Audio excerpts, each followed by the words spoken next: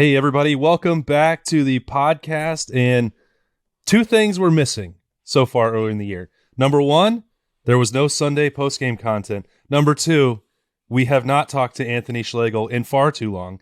So we're going to cross out both of those things at once. We're going to get back into some Sunday postgame reaction, and it's called The Difference with Anthony Schlegel. Schlegs, I've missed you, man. I'm so glad that we're getting a chance to do this.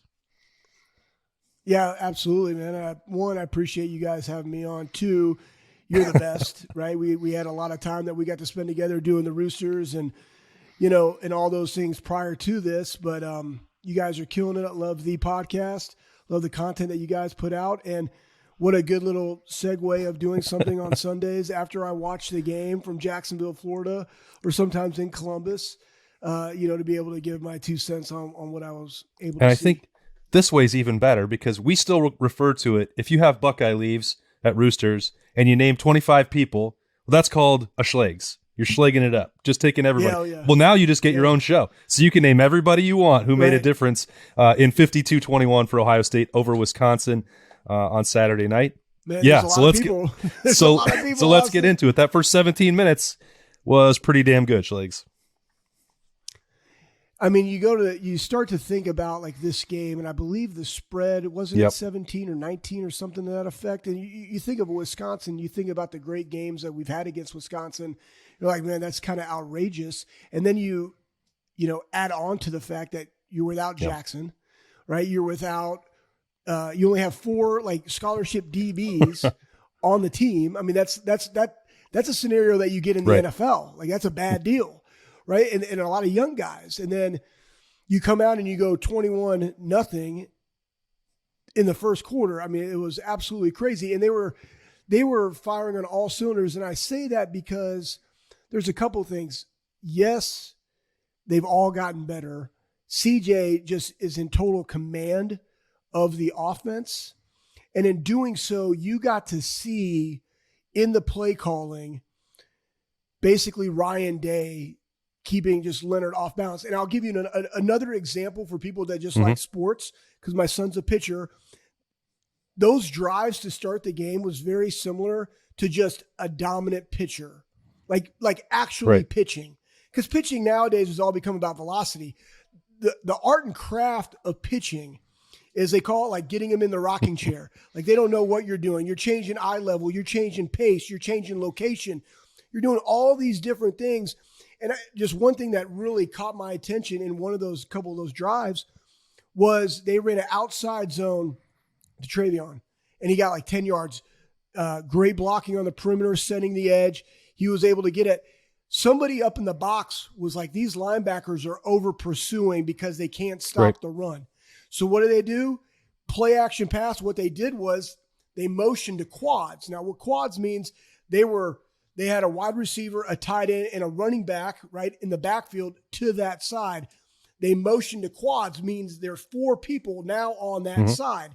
And in zone, there's always a 4 or first crosser guy. You're also the cutback player, but because they can't stop the run, they were over pursuing, and that just opened up the naked to Cade Stover for a touchdown. But again, it's going back and forth, sideline to sideline, downfield passes, intermediate passes, like they had him in the rocking chair basically the entire game.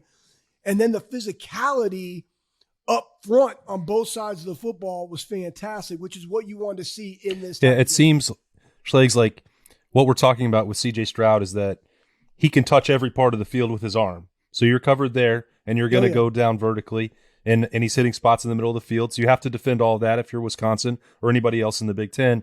And maybe that was true a year ago, but what was missing was perhaps between the tackles. If you're getting in a condensed box, can Ohio State do that too? Well, if you can run against Wisconsin, and even last week against Toledo, they had some Power 5 dudes that transferred in there. Travion Henderson and Mayan Williams and that offensive line are making it so every inch of the field, including between the tackles or wide zone or anything else that you're talking about, there's really nothing that they can't do. At least that's the way it seems to me.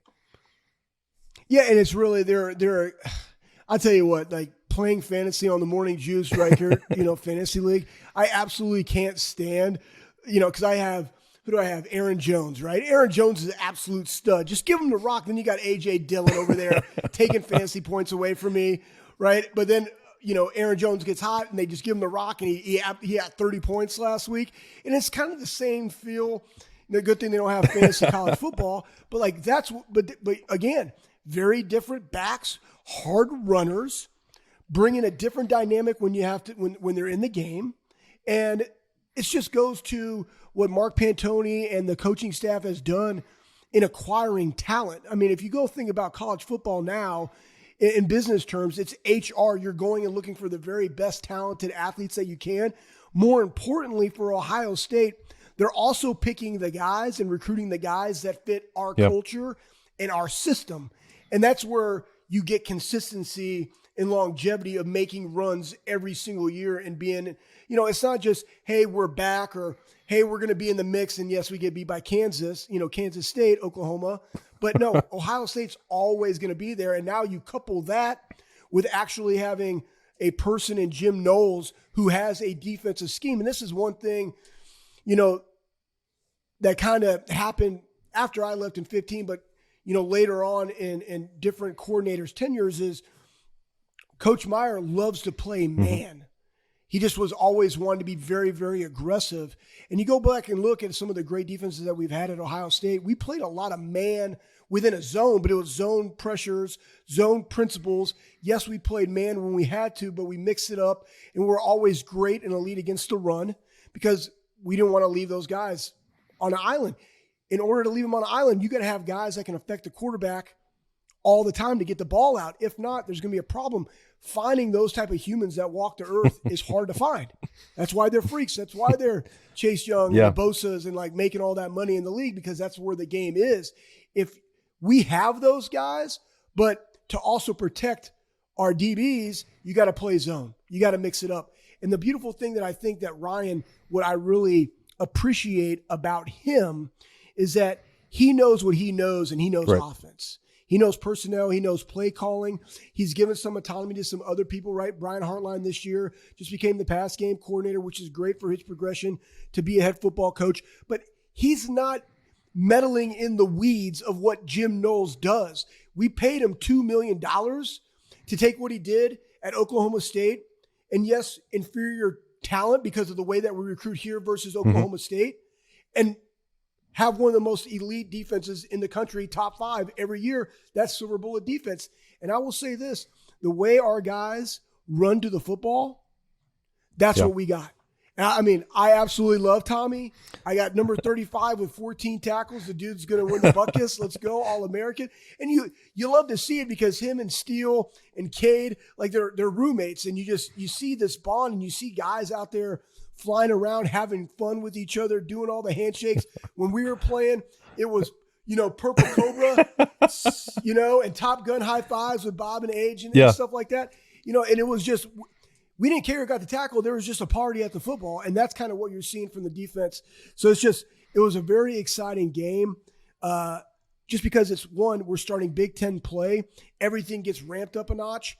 You knew that Wisconsin was coming in, wanted to gauge themselves on the West versus Ohio State, and it was no contest. I was going to ask you what the Silver Bullet linebacker fraternity had thought about this start for Tommy Eichenberg, because if you flash back, it was pretty much just the 1-year anniversary where people were saying, oh my goodness, Tommy didn't make a tackle against Tulsa. How can this guy be a starting linebacker for Ohio State? And I'd had this conversation with Zach Bourne and with Bobby as well. You could see that this guy had some potential, but he was young and inexperienced, and maybe the scheme didn't match. I don't know. But 1 year later, my goodness, this guy, there's not a play that he's not involved with, it seems like. Right. Well, listen, what I like about what Knowles does is he plays to their strengths. He's physically built like a Bobby Carpenter. Bobby's a freak. He's 6'4", 235 pounds. He can run. He blitzes really well. He understands the angles. So that's how they're using him. They're bringing on pressures. He's getting sacks, but he can also play the run and mix it up. But linebackers are only as good as their defensive line. Let's not overglorify linebackers here. I play with some absolute phenomenal freak defensive linemen that played in the NFL. They just made us better because we didn't have to shock and shed and get off blocks every single time and allow people to be in our face. So you take that for what it's worth. I would say this, even looking at last year, the growth is this, and I will always say this to people that criticize and try to nitpick college athletes, very similar to high school. These athletes do what they're coached to do, period. If he was in that Tulsa game and had 0 tackles and it was because he missed a lot of tackles, then that's because he didn't execute. Other than that, they didn't put him in the position to make the plays. And we saw that back in the day when I remember everybody, why are they 3 yards off the ball? I don't know. But I guarantee you somebody told them to be 3 yards off the ball. But in this, the thing that I like to see is they're communicating and they're playing very, very fast. And when you got superior athletes, let them eat. All right, Schlegs, you are a busy man. We're not going to spend all Sunday breaking down this game, but we are going to do this I know you can. I know we can. Yeah, I know we can. We and maybe we will at some point. But for this one, for the debut episode of The Difference, let's try and say 3 Schlegs difference makers that stood out and earned some helmet stickers from you on Saturday night. Well, I mean, Cade Stover, number one. Here's the thing about Cade that I like, besides the fact that he's a hillbilly and we have a lot of common interests. I got to get him into bow hunting. Him and Tommy are kind of into the guns. And I'm like, yeah, I'll use a gun when I'm hunting. By the way, deer season opened in Ohio on Saturday. I was in the woods. My boys at Vance hooked me up with a sweet Hoyt bow. Guess what? I was slinging an 80-pound meat missile at about 8:30 that morning. Got me a nice doe. Meat is in the freezer. It was fantastic. Did you take some beverages out there with you, Schlegs? No. I mean, I'm in a tree stand, 20 Gotta feet stay up in sharp. the air, secluded, not doing it. I don't get on my phone. I actually get in super early, take a nap, etc. Anyways, what I love about Cade is kind of what you want, the mentality that you want young athletes to have, which is, hey, I play defensive end, I play linebacker, I play tight end, I play where you want me. Hey, if I don't catch a ball during this game, but I was able to set the edge and, people were on me like a safety or whatever, guess what? That's just going to free up one of our freak wide receivers. So I love his mentality. So Cade was a difference maker. Most receptions, 2 touchdowns. Yeah. What are we talking about? I would say Tommy, obviously 14 tackles, leading the defense. That's big. I'm going to say with defense, and I'll go to offense just for some flash because everybody like, how about the job that Tim Walton did for having those guys go down to get, like, people don't really think about that, but they have young guys prepared, Big Ten game. Matter of fact, Tim's first Big Ten game as a coach. So to have his guys prepared, ready to play in that game, Tim Walton, hats off to you. And then, I would say, besides the Louis Vuitton and the Apple Watch, which is absolutely awesome, and you can go on all day long about our wide receivers, but I think our offensive line did a really good job of being physical and keeping CJ upright, allowing him to make those passes, because it all started up front with us being able to run the football. So difference maker right there, Ohio State offensive line. Even when I say 3, you gave a whole. It's like mac and cheese bites. You can't stop. It's like mac and cheese can't bites. Stop. Appetizer Tuesdays at Roosters, mac and cheese bites. Just bring me. I mean, they're $2 off. So why don't you buy 5? That's the best. Now you got. It's the best 50. Deal that you can have. Is there anything else that you had on your mind, Schlegs, as we wrap up our first edition of The Difference?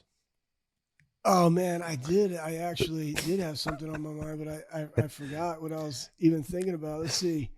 No, I don't know. I will say this though. This is fun. This is something that we got to do on a regular basis. And you know what, people out there, if you got questions for us, I was going to say, you know what, I am going to say one thing. They brought up, Holly Rowe brought this up. She was talking about the Oura Ring, which is out there. And you've been wearing that for a while, haven't you? Yeah, I've been wearing it for a while. Like you gotta understand, like Mick is a guy. So I remember back in 2013, I helped bring an initiative up to him when I was still coaching there. And it was a partnership with the Air Force Research Lab. And Mick has just owned this thing ever since. And he had the foresight to partner with people that are on the leading cutting edge of human performance. And so Josh Hagan, who's now running that initiative at Ohio State, a guy by the name of Dr. Ted Lamberdinas, double Buckeye, maybe even triple Buckeye. I mean, he's a doctor, for Pete's sake. He's actually like the consultant for sports science for the NFL. He's part of this PIT, which is performance innovation team at Ohio State, and how they're using the Aura ring. And again, you get out what you put out, but it's basically a ring that tracks your sleep. It tracks different things, heart rate variability. And guys just want to know what their numbers are. Not that, hey, you can't practice because you're exhausted. It's more of like, hey, you need to go get in the flow tank, or hey, you need to make sure it's a priority that you get sleep tonight, because sleep is the number one modality for recovery. Eating and sleeping and hydrating, hands down, above anything else. But they also have an abundance of recovery modalities there at Ohio State that, through Josh and all of these collaborators through the PIT, the performance innovation team, have given our athletes and they have access to, which is, again, that's what you need if you want to be elite at this level. It's always about human performance, and about the healthier teams, especially at the end of the year, are going to have a better chance of winning. So I just want that was brought to the attention. It clicked. I think that all Buckeyes should know that you have people that are on the forefront of sports science trying to give our athletes every competitive advantage that they possibly can. That does not happen everywhere. And, Ohio State's always been the tip of the spear in that. So be very grateful for Coach Mick and the PIT team over there doing what they do for our Schlegs, are you suggesting that sometimes it's okay to tap the brakes and not just be all gas? You got to. You got to be all gas, no brakes. When you're awake. When your eyes are awake. But then you also got to know when you got to shut it down, because you're going to run out of gas. Right? I love that. All right. Right? You got to go. You got to go get. I drive a diesel truck. I didn't even know about the fuel injectors that they could potentially. Is it fuel? My fuel? Yeah, that they could potentially go bad in a diesel. So it's like, you got to put some injector cleaning stuff in there. Like, you got to take care of it, man. It's a diesel. You got to make sure it runs good. Sharp as ever, my man. Great how you were able to handle the all gas, no brakes challenge perfectly. That's what I've missed about talking with Anthony Schlegel. As he said, we could do this. We could do this all day. We won't, but maybe we'll just do it every Sunday instead. How does that work?